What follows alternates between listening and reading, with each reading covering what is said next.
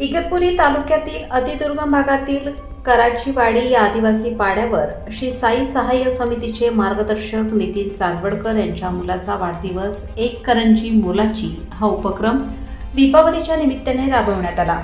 कुमार आरंभ यांचा हा पहिला वाढदिवस असल्याने समाजाप्रती आपली माणुसकी जपत चांदवडकर परिवाराने आदिवासी पाड्यावर आरंभचा वाढदिवस साजरा करून चांगला आदर्श समाजाप्रती घालून दिला आहे।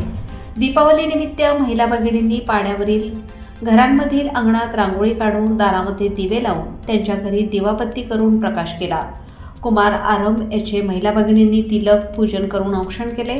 आरंभने आपल्या आई बाबा ताईसोबत केक कापून आदिवासी बालकांसोबत केक कापून आपला वाढदिवस साजरा केला। एक करंजी मुलाची या उपक्रमांतर्गत आदिवासी पाड्यावरील लहान मुले महिला भगिनी बांधवांना करंजी लाडू चकली आदी फराळ देऊन श्री साई समितीच्या साई भक्तांसोबत आपला आनंद द्विगुणित केला। लोकमान्य न्यूजसाठी संचालक लक्ष्मीकांत शिंदे, इगतपुरी।